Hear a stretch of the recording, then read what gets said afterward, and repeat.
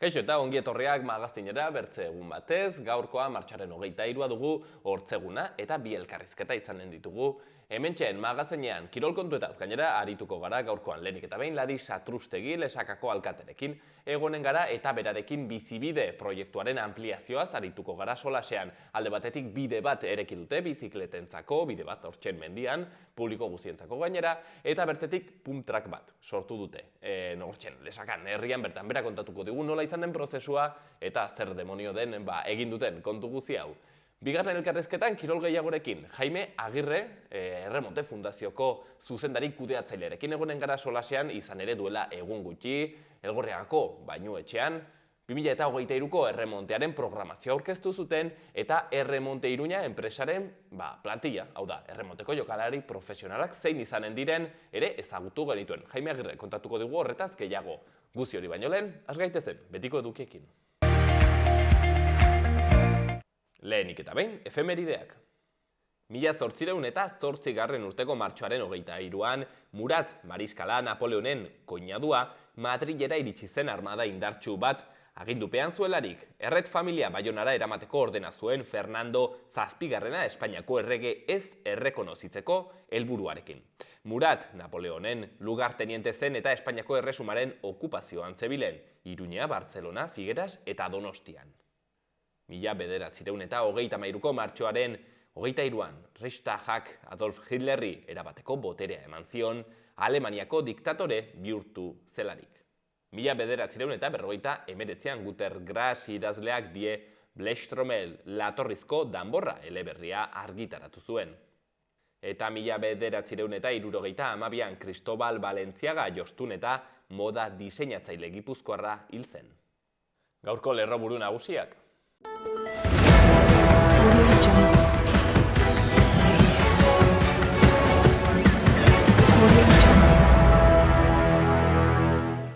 Bizkaiko golkoan itsasortzen diren ibaien hobekuntze ekologikorako Life Kantauri Ibai proiektua aurkeztu die inguruko udalei Bertizen ingurumen departamentuak. German Rodriguezen hilarriari eraso diote berriro. Nafarroko lehendakaria izan da buru trafikoko eta bide segurtasuneko eskumenak Nafarroara eskualdatzea dela eta egin den ekitaldi instituzionalean. Gobernuak lanbide arteko gutxieneko soldata eguneratu du Montepioen alarguntasun eta zurstasun pentsioetan. Kaparroso, Arrada eta Melida lotzen dituen errepidearen eraldaketa abuztuan amaituko da. Turismoko zuzendaritzak 300.000 euro baino gehiago inbertitu ditu Urbasako kanpineko irisgarritasuna hobetzeko. Iruñeko udala amaitu zaio du Burlata eta Txantrearen arteko lotura Ezkaba kalearen trazadura berriaren urbanizazioarekin. Iruñeko gaiteroak bandarekin eta Iruñeko txistulari taldearekin egindako kontratuaren bigarren luzapena onartu da. Iruñeko udal batza martxoaren 25an larunbataterako da kalera hiriko kidegoan interes kulturaleko ondasun inmateriala dela erakusteko.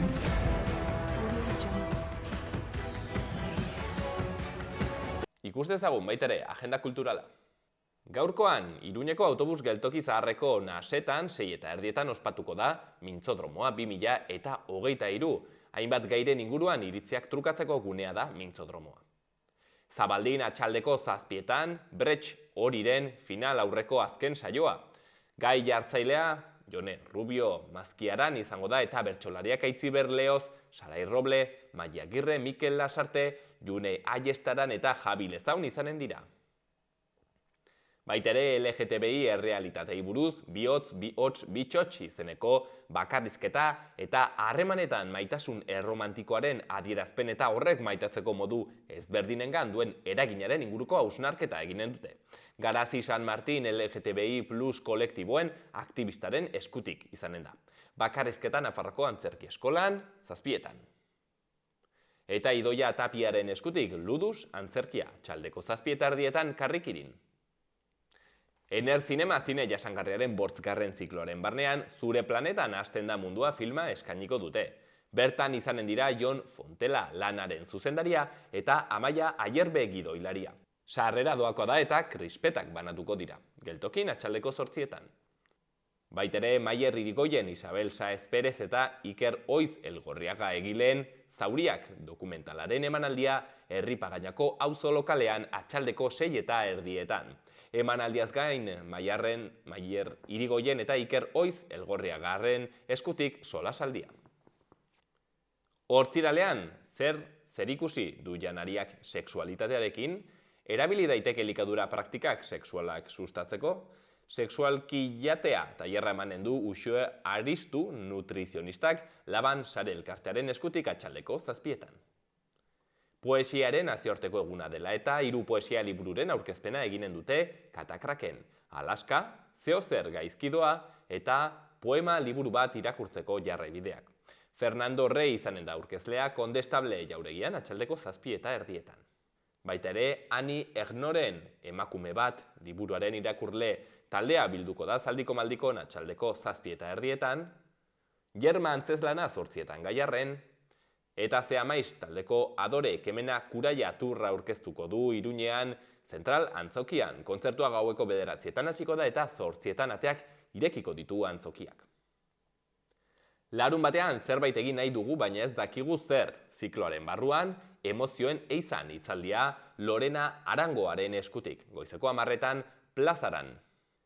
Transfeminismoa denon kontua da jardunaldien 3. saioan, eta translegea zer, lorpenak, gabeziak eta erronkak hitzaldia Egam eta Naizeneko kideen eskutik.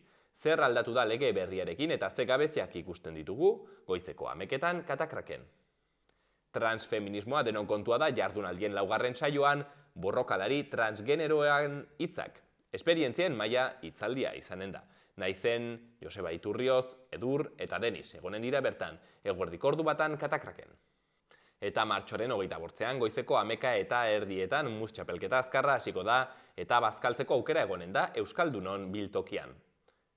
Memoria aurrentzako ikuskizuna baluarten 6:30 eta liburu zaina Estu eta Larri Txotxongiloen emanaldia Mendillorriko Zibiboxen atxaldeko 6:30.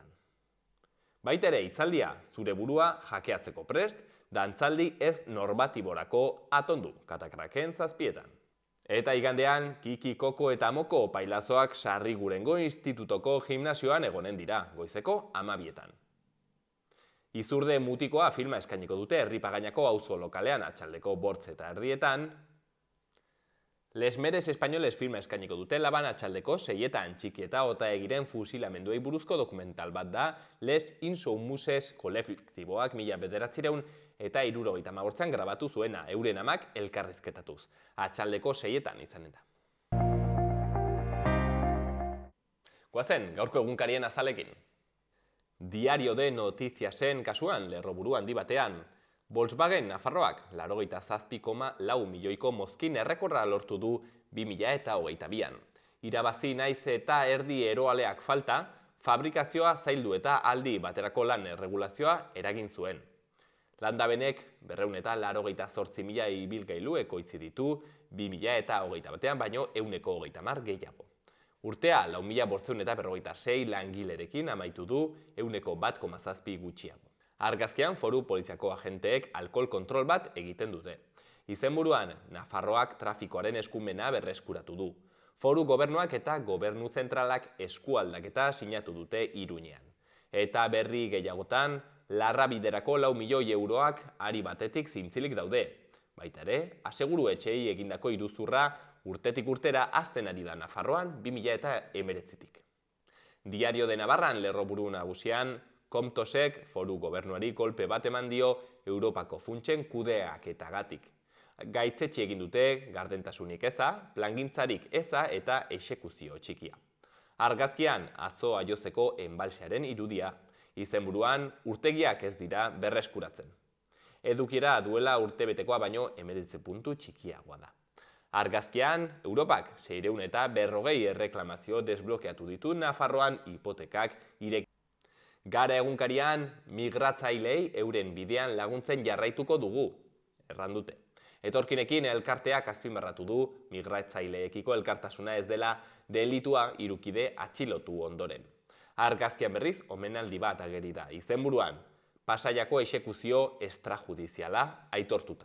Berri gehiagotan, erreforma eta gobernua ukitu gabe, aurrera begira dabil Macron eta berri egun bateratua bultzatu dute apirilaren 8an Donostian. Baitere Itziar Ituño eta Najwa Namiri Berlin telesail berriaren filmazioan sartu dira. Berri egunkarian, argazkian, zenbait idazleren irudiak, izenburuan udaberrirako orrialdeak.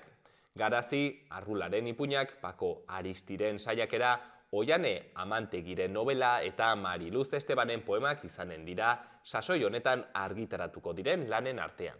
Itzulpen sorta gihartsua aterako da beraz. Bertze lerroburu batean berrian, lehortea klima larrialdiaren mehatxuetako bat.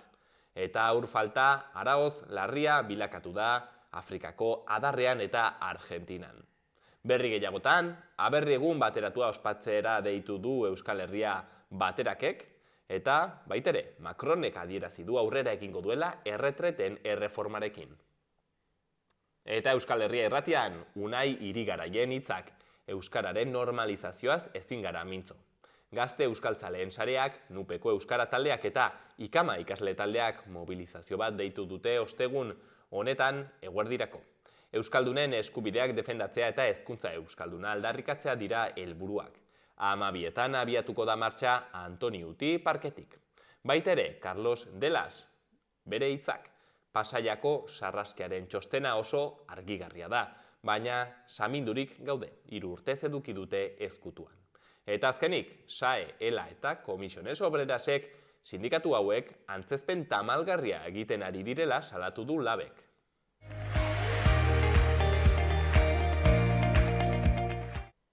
Gaurko eta biharko eguraldia. Gaur hegoaldeko haizea nabarmenduko da, bolada oso gogorrak neurtuko dira, bereziki mendebaldeko haizeguneetan. Zeruan egun osoan ikusiko ditugu erdi mailako deiak eta goio-deiak, baina ugariagoak izanen dira arratsaldean eta gauean. Temperaturak nabarmen eginen du gora ipar isurialdean, non maximoak 28 gradu ingurukoak izanen diren. Hegoaldean temperaturaren igoera apalagoa izanen da eta maximoak 22 gradu ingurukoak izanen dira. Eta bihar ostiralean, temperatura jaitsi eginen da eta euri apur bat eginen du ipar partean. Zerua nahiko hodeitsua egonen da eta egunaren lehen partean euria eginen du, han-hemenka eta euri txikia. Arratsaldean atertu eta hodeiak gutxitzen joanen dira. Mendebal ipar mendebaldeko haizea ibiliko da eta temperatura maximoak nabarmen jaitsiko dira. Kostaldean 6-18 graduren bueltan ibiliko dira altuenak eta 13-15 gradu inguruan barnealdean.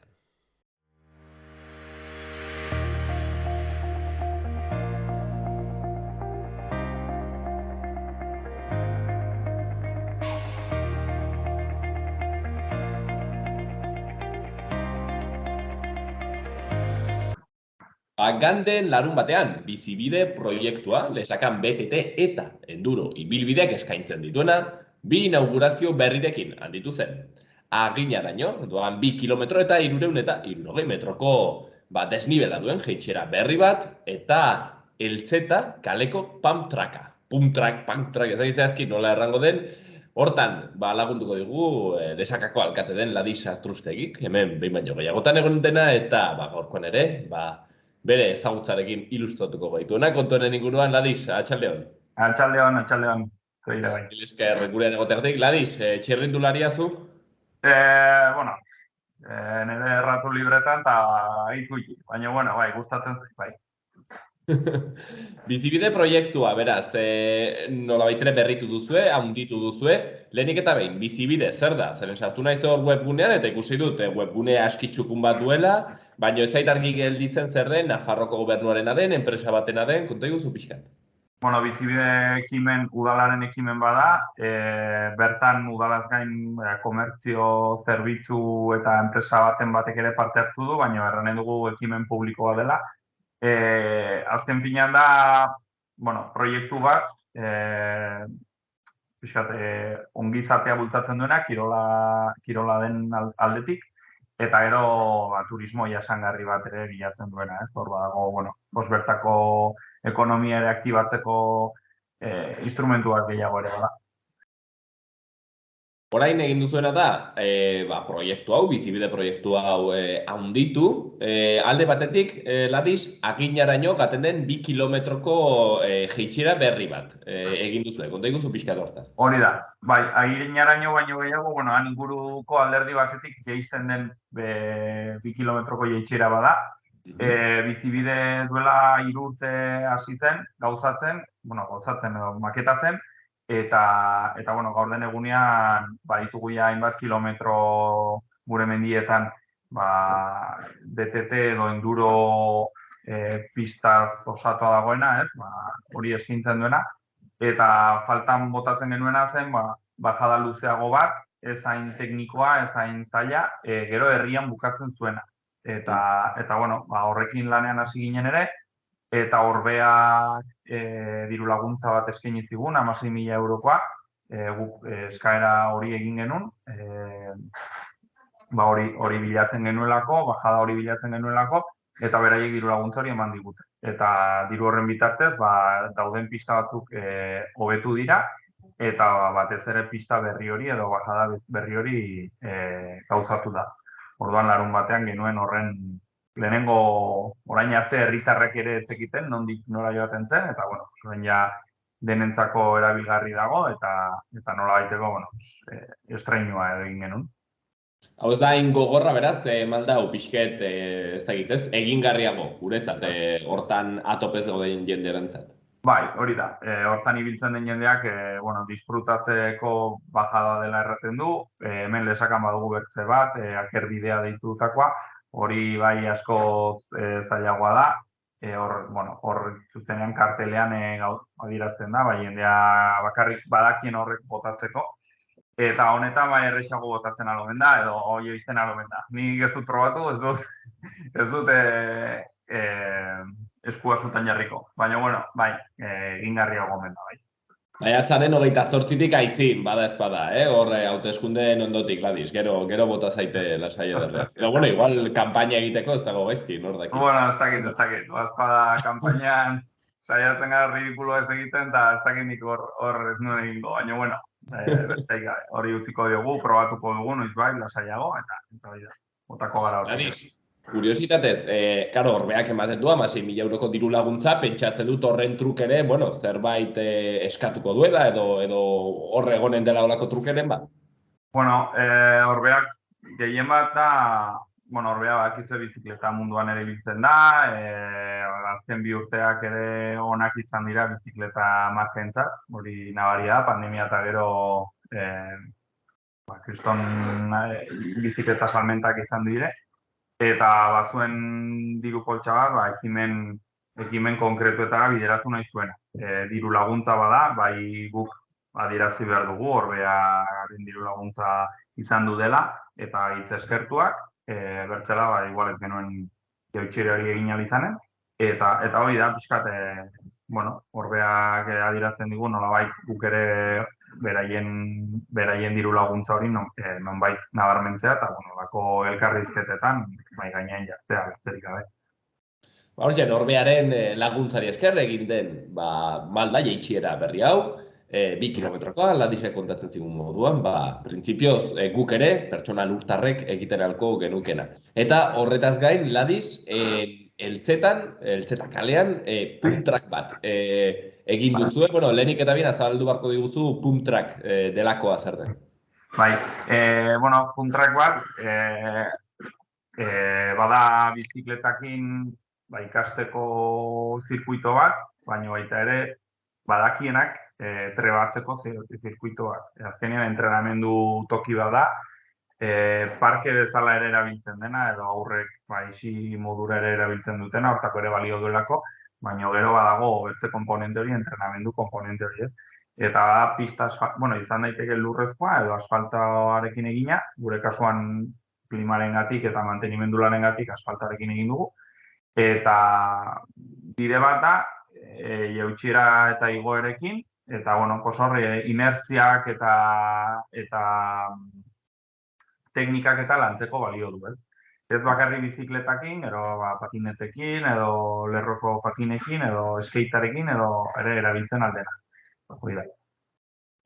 Eta, kasu honetan, Eltzeta kalean egin duzue, lesakarrak ezkaren ontzat, pixket non kokatzen da, non dago puntrak hau? Bueno, Eltzeta kalea da, herri sarreratik, justo beste lesakako beste alderdian gelditzen den azken auzoa edo, bueno, azken kasko urbanoan erranen dugu, eta jendeak ezagutzen du, eroski edo dagoen auzoa bezala, bertzeik gabe.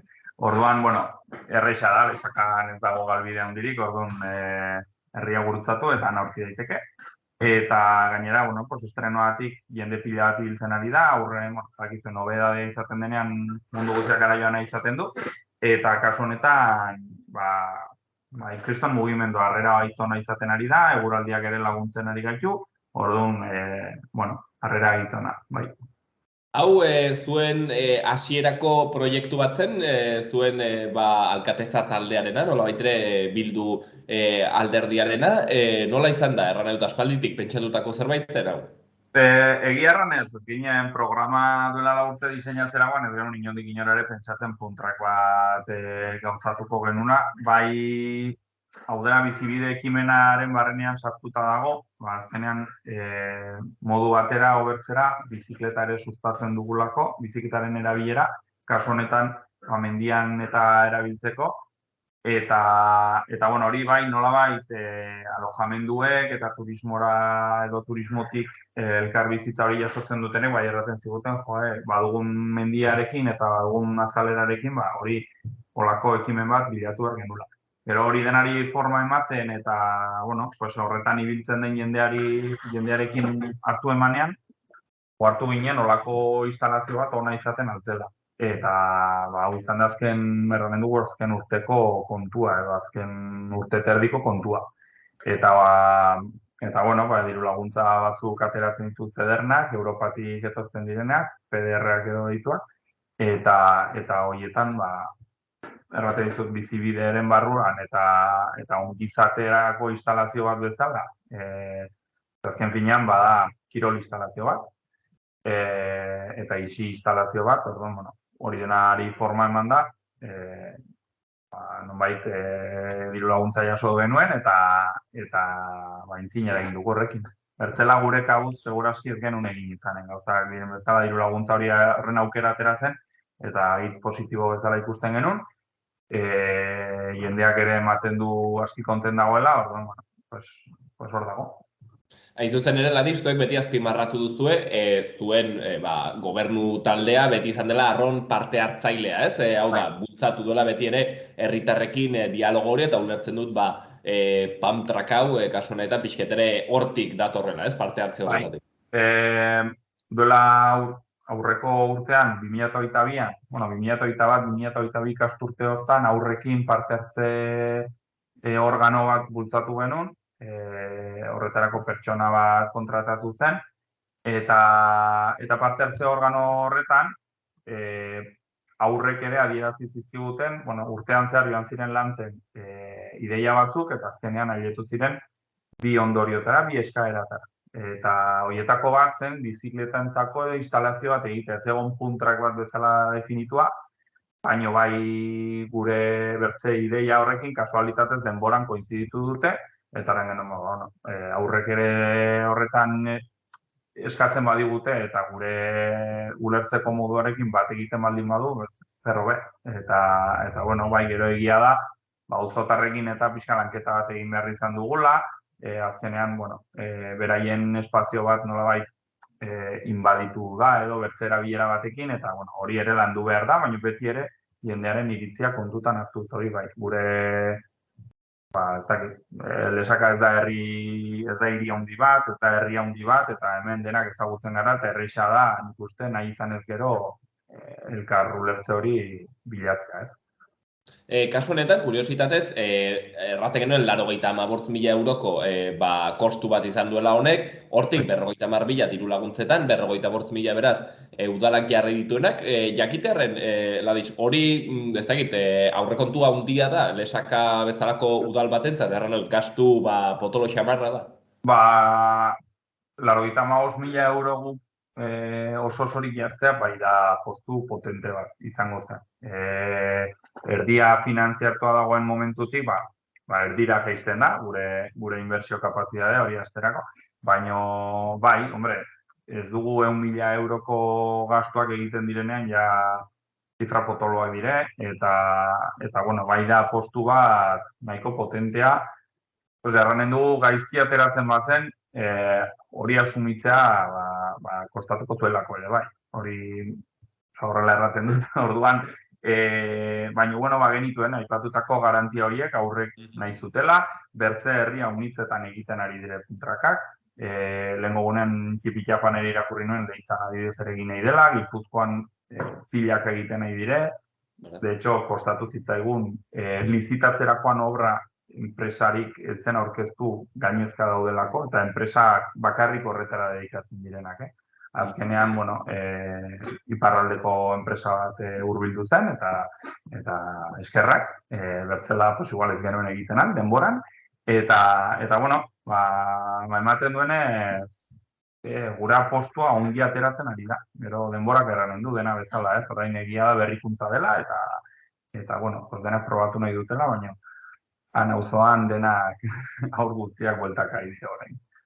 Hortzen, bizibide proiektuari egin dizkioten ekarpen bi, aipatzen genituenak gaurkoan. Ladiz, aprobetxatuko dut baitere galdetzeko, aurrekoan hemen egon zinenean, izan genuen berria, hain zuzen ere, zuk errepikatuko zenuela, alkatetza, edo bintzat hautagaia, alkategai hori, eta kasu honetan, badakit, alkatetza talde osoa ere aurkeztu duzuela, ez dakit, ze sentsazio dituzu bizket? Guk ez dugu taldetza oraindik aurkeztu. Ez, badugu zerrenda itxita, baina guk oraindik ez dugu aurkeztu. Ara, nik argazkiren bat ikusi dut nonbaiten, baina... Bai, berakoek bai, ondoko herriak aurkeztu du, hori bai, talde oso polita, ni beratarra bali nintzen, gustora sentituko nintzen talde horrekin, baina, gure kasuan oraindik ez dugu aurkeztu, zerrendaia egina dugu, baina oraindik ez dugu. Kostatzen ari du pixket bilatzea, badakit bertze udal batzuetan izaten ari dituztela zailtasunak horretarako, osatzeko alkatetza talde horiek? Bueno, egia erran lehenengo gure ez dakit zerrenda bat pentsatzen duzunean, hurbildu garen lehenengo pertsona horiek gehiengoak baiezko bat eman digu hasieratik. Beti badago ezezko baten bat, edo jendeak asko pentsatu behar duena, edo. Nik ere niri edo eskaini zidatenean zerrenda buru joatea, pentsatu behar izan nuen, eta hasieran bat baina nik ere, baduzu maite duzu zure herria, eta baituzu ideia batzuk, baina ni bezala beste dozeinek ez, eta orduan jendeari ulertarazi bartzai, dugu saiatzen garena ulertzen da, ulertarazten barkatu da, bakoitz herrian parte hartu izan duen jendeak eta aportazio guzti hori egiten alduen jendeak, hemendik ere egiten aldela, ez? Hemen ez garela, bertze herri batzuetan agian teknikoagoak dira, edo dakit, hemen saiatzen gara lesakarrak bilatzen, erran nahi dut lesaka maite eta modu konkretu batean ulertzen dugun jendea, eta pixkat, ez dakit, gure realitate hori nolabait bilatzen. Eta, udal batean sakrifizia handia da, ordua honit sartu behar dire, lan handia eskatzen du, edo guk bedaren horrela ulertzen dugu dala, eta jendearrei horrek bizian 4 urteko krisi bat sortzen dio, orduan bai zaila da jendea apuntatzen. Baina, guk erraten dizut zorionez gehiengoak baietz erraten nahi digu, orduan alde horretatik agitza eskertuak. Beraz, hemendik gutxira pentsatzen dut ezagutuko dugula, alkatetza talde oso hori, ni aukerrean hemen pentsatzen nuen ala zela, baino erran bezala, Ladisek kontatu digun bezala, hortxena dabiltza, oraindik ere osatzen, eta, hortxen, esakarrak adi egon daitezela, hemendik gutxira aurkeztuko dela. Bertzerik gabe hemen utziko dugu, bizibide proiektuaren ampliazio horren inguruko elkarrizketa honekin, eta gurean, Ladis Artrustegi, bere denbora eskaintzen, mila esker Ladis, eta segi ongi. Eskerrik asko zuei, eta nahi duzen arte.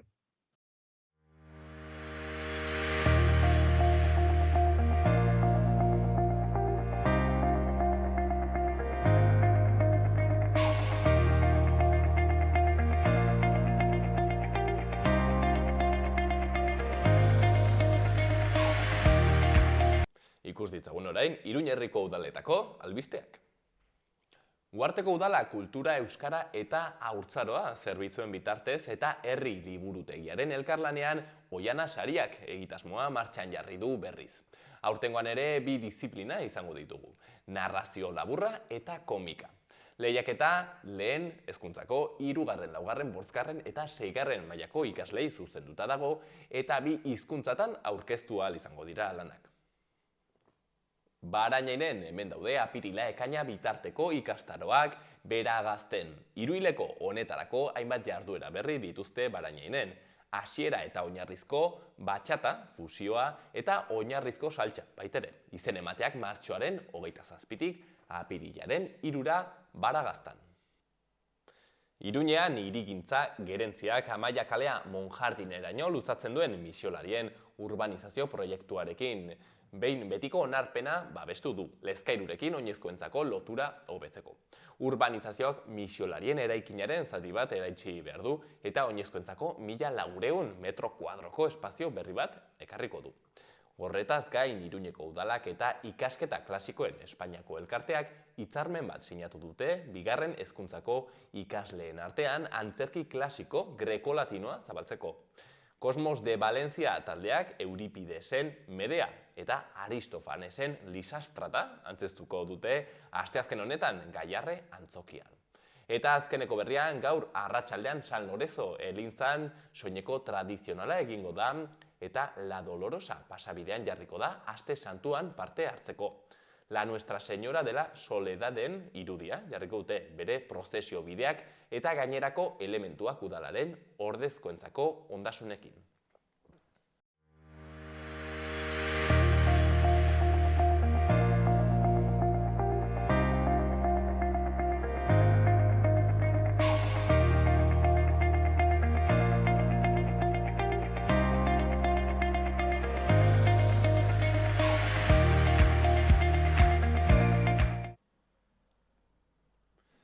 Duela egun batzuk, Elgorriagako bainuetxean egon ziren alde batetik Euskal Jaiberri Erremonte Fundazioko kideak, baita ere Erremonte Iruñako plantillako kideak bertan ibili ziren eta hainbertze aurpegi ezagun izan genituen bertan, izan ere Nafarroko, nolabait, Erremontearen inguruko programazioa aurkeztu zuten bertan, baita ere Erremonte Iruñaren plantilla eta bertan ikusi genituen pertsona guzti hauek eta ez hori bakarrik, joaldunak ere Iturengo joaldunak hor ibili ziren, beraz egintza publiko hori egin zuten, hausen dena aurkezteko eta gaurkoan guk Euskal Jaiberri Erremonte Fundazioko zuzendari kudeatzailea den Jaime Agirrerekin egonen gara gaurkoan hemen, behin baino gehiagotan egoten dena guri kontatzen Erremontea zertan dagoen, beraz arratsaldeon Jaime eta mil esker gurean egoteagatik. Arratsaldeon eta eskerrik asko gonbitapenagatik.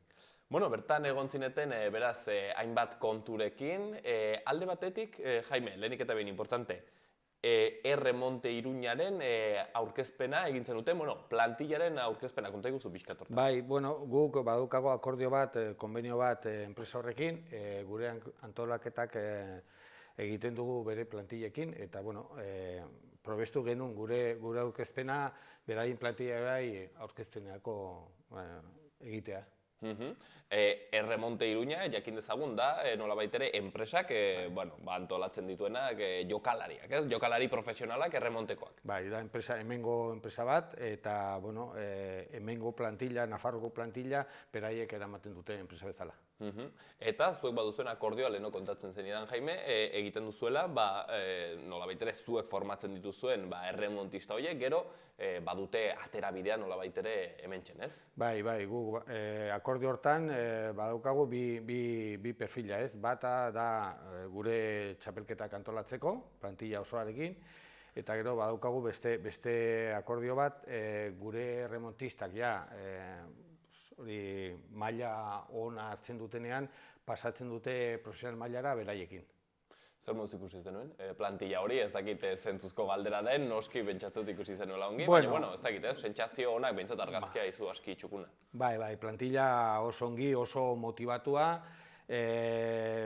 nahiko gazteak, gainere aurten debutatu dute beste 6 remontista, gure estrukturatik, Eta, bueno, nik uste dut beraiek oso pozik eta guk ere bai, ez? Proiektu honetan oso importantea da, hori, badukagu denok involukrazio pixka bat, eta alde hortatiken oso pozik gaude beraiekin. Kontatuko diguzu, orain zein den hain zuzen ere, antolatu duzuen programazioa, ze txapelketa eta bar dauden ikusteko, hain zuzen ere jokalari hauek. Horretan sartu baino lehen, Jaime, egon ziren bertan aurkezpen honetan, hainbertze aurpegi ezagun, horietako bat hementxen apuntatua dudana, Rebeka Esnaola, kirol eta kultur kontseilaria, Nafarroko gobernukoa ere bertan egon zen, beraz pentsatzen dut, berri ona zuentzat, Nafarroko gobernuaren babesa izatea ere erremonteak. Bai, bueno, gure patronatuan Nafar gobernua barrenin dago, eta berai tokatzen zaie, ez? Dela Instituto Navarro Deporte dago patron bezala, eta, karo, Rebeka, konseilari bezala, dela Instituto Navarro Kirolatik burua, ez? Orduan, gurentzat oso garrantzitsua da Nafar gobernuko laguntza eta bultzada ematen diguten urtero, eta oso importantea bai. Beraz, bertan egon zen Rebekaz gain, baitere, hementxen apuntatua dudan, Oiana Miguel Torena, Adano fundazioko, pentsatzen dute, hortxen kide bat, edo arduradunetako bat egon zela. Bai, gure perfila kolaboratiboan, guk gehienez antolaketak egiten dugu Adanoen alde, aspalditik gainere. 2012an hasi ginen berarekin kolaboratzen, eta urtero segitzen dugu. Eta Oiana dela Adanoko direktibaren kide bat, ez? Eta gainere elgorrikoa da. Orduan, hor bertan zagolako torri zen gure arkistenerako ere. Oiana beraz hor, eta gero pentsatzen dut, zuen fundazioko, Erremonte fundazioko, bertze aurpegiren bat ere egon zela bertan, ez? Bai, hor zen ere bai gure lehendakaria, Alfredo Arruiz, Alfredo dela Uharteko alkatea, eta gure fundazioaren lehendakaria, eta beti bezala, baukagu zerbait hola importantea, bera azaltzen du beti ez. Eta aurpegi guzti hauetaz gain, baitere egon ziren, hain zuzen ere, nola baitere erremontea finantziatzen duten hainbat talde, ekimen, erakunde, horien artean, pentsatzen dut Magnakoak egon zirela, Martikokoak, ez dakit nor egon ziren bertan?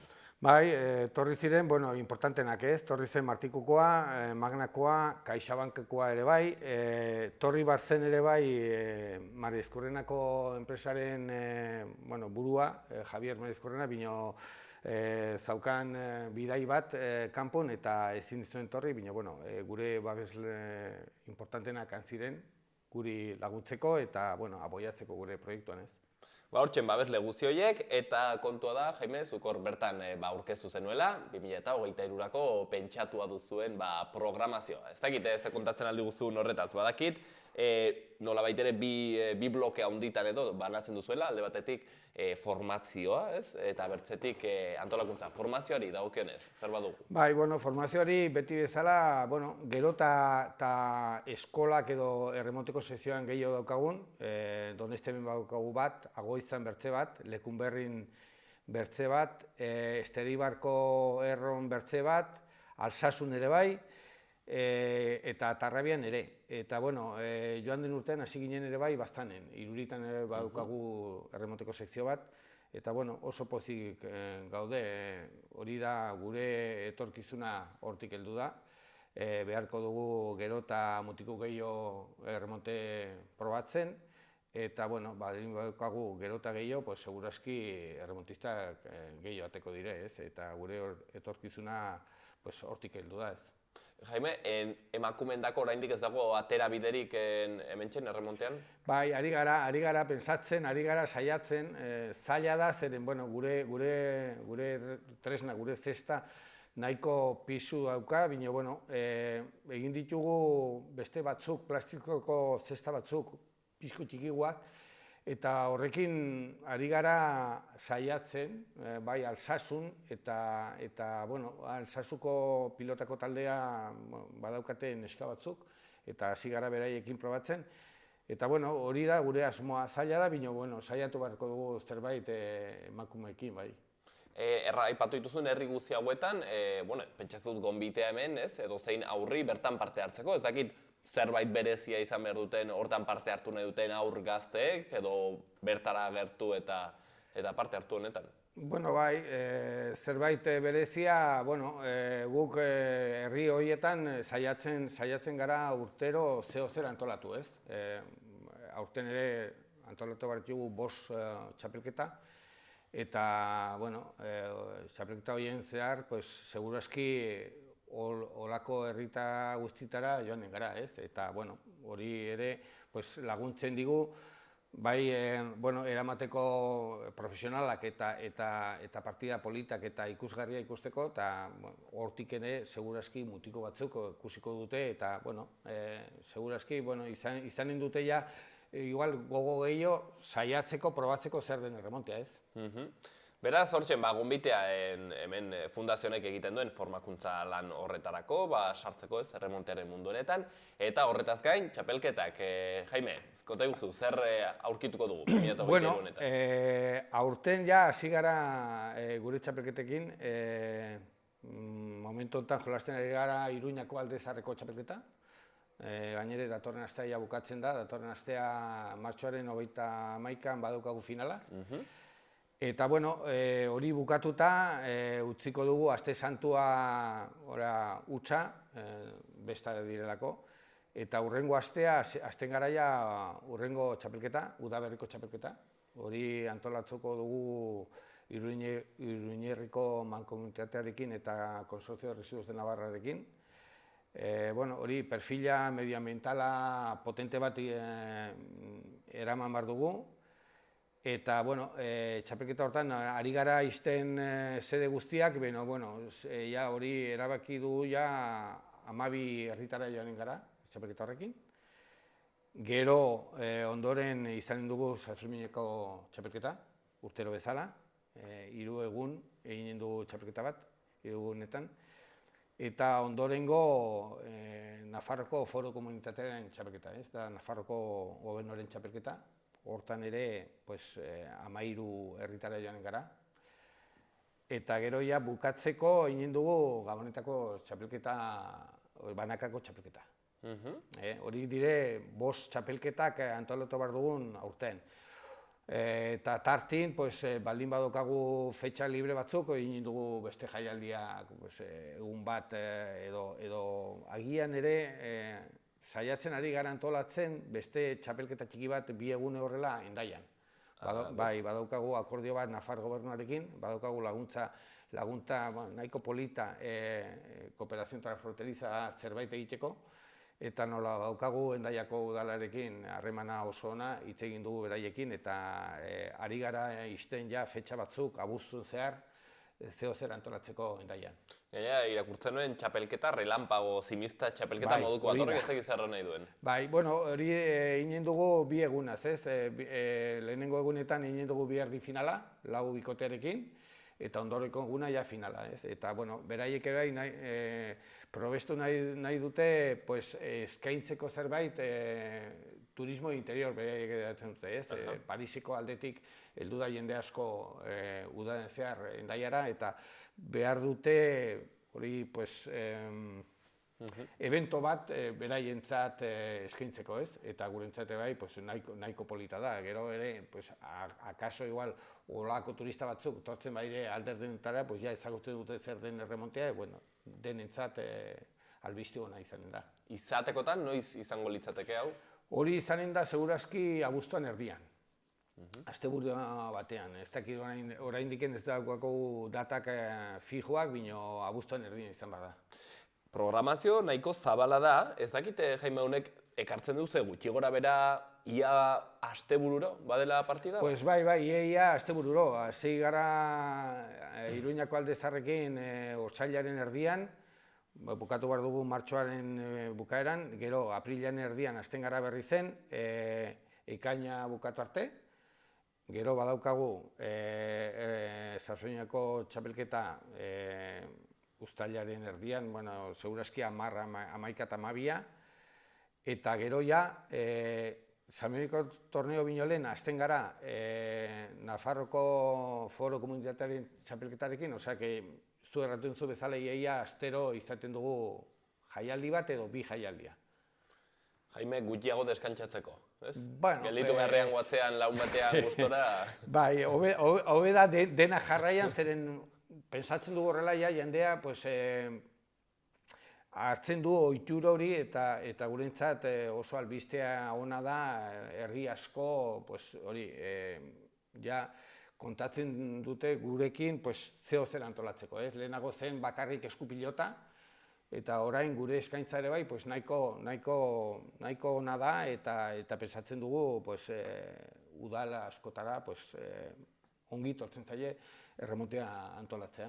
Hain zuzen ere, Jaime, egiten zenuten gonbitea, badakit zuen perentxa aurreko horretan, udalen batek ere, nahi izan ez gero, akaso bidaltzen alduela, proposamena antolatzeko halako partidaren bat, ez? Ez dakit horretarako irizpideren bat bete behar den, edo ez dakit frontonak dimentsio jakin batzuk izan behar dituen, holako kontu batzuk? Bueno, bai, zurretu duz bezala, gure kezka handiena edo gure problema handiena dela frontoia, ez? Beharko dugu, hombre, iaia frontoin guztietan antolatzen aldugu, baldin badaukagu kontrakantxa pixka bat eta gero, bueno, zalendako behar dugu sare bat.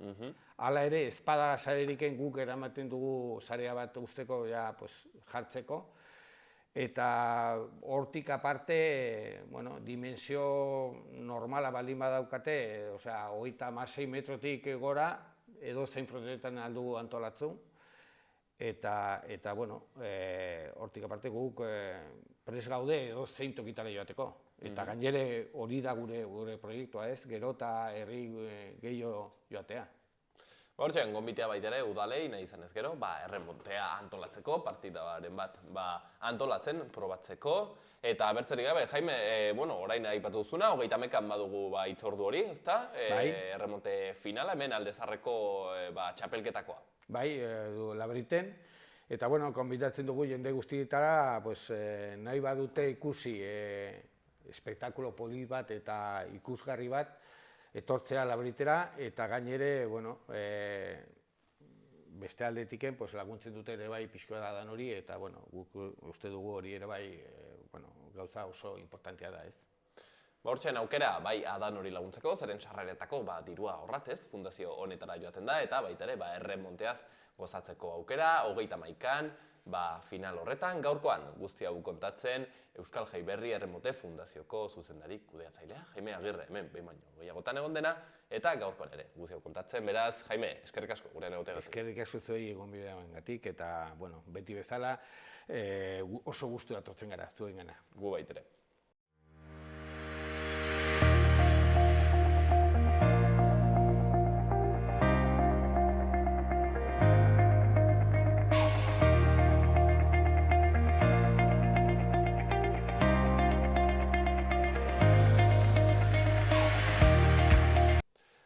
Akitu baino lehen, erran nahi dizuegu, Naizen Fundazioak sexu aniztasunari buruzko zenbait sketch atera dituela, eta ondoko egunetan, hoiekin, sketch motz hoiekin 5 minutukoak dira, utziko zaituztegu hemen magazinean. Gaur lehenengoa, sexu ezaugarriak.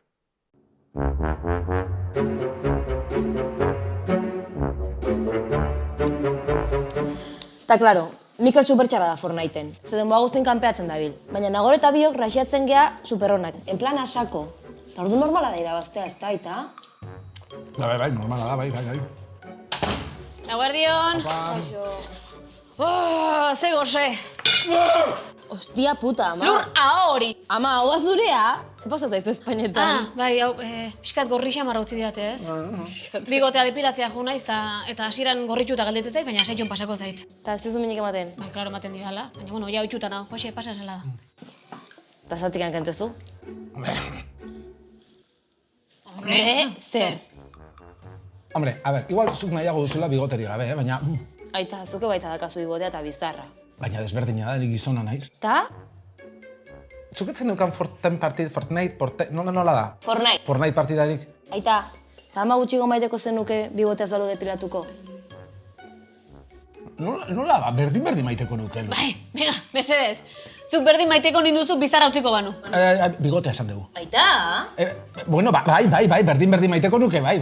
Aita, ama da bibotea izan ala ez. Eta kriston bibotea du. Bueno, ja ez. Bueno, ja ez. Baina demagun ez da zula depilatzen. Horrek zesan nahi du. Etzeala hain emakumea? Aita, zu deudaran freskito guztua ibiltzeza pareoakin, Baina atzea ausartzen balkoia agertuatzen. Aber biztin lagunak zesan gauten. Zeatik. Hombre, hauakate ximurroie txintxilika bizilagun guztien aurrean, oso ondo ez duten baten. Hauakate hauek ez daude hain ximurrak. Eta jende guztia pentsatuko luke, gona batekin nagoela. Eta ze pasatzea gona jazte badezu? Gizonala emakumea izatea zalantzan jartezue edozein tontakerikin. Hau egiten badet, ez naizen maskulinoa. Eta beste hau egiten badet, ez naizen femeninoa. Ez zate kontuatzen denok dazkagula ezaugarri femeninoak zein maskulinoak?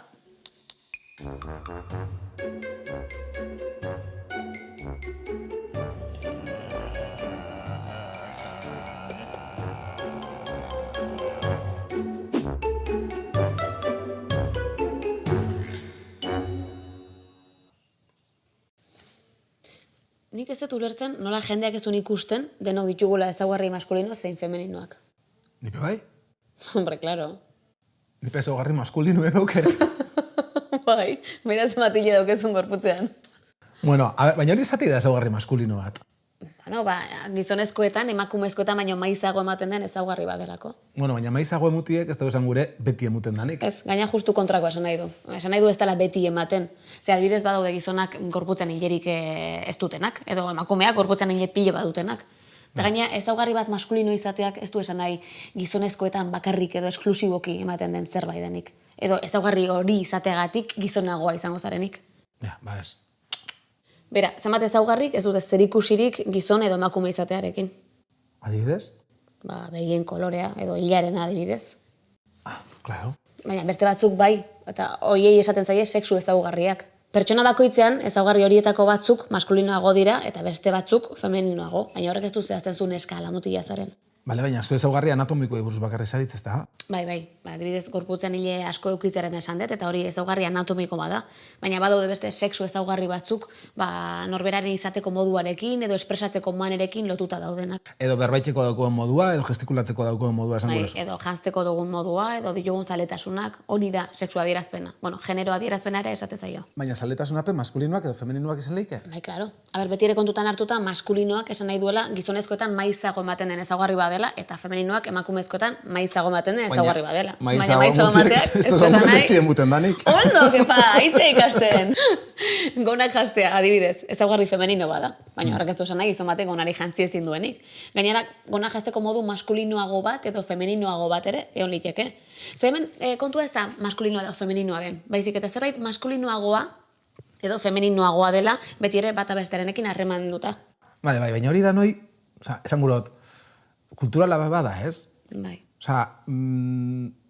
Neskek margotu daui espanak, baina zergatik?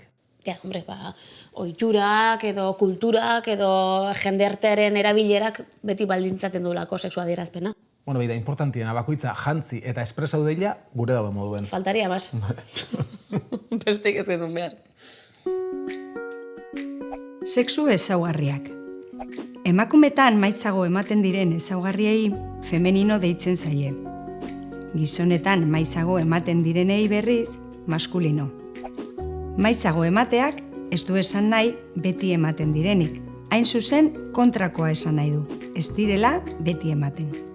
Neskak eta mutilak, emakumeak eta gizonak, denok ezaugarri maskulino eta femeninoekin sexuatzen joaten gara bizitza osoan zehar. Eguardion! Hola! Kaixo. Hostia, hostia, que... Ze susto eman diazu.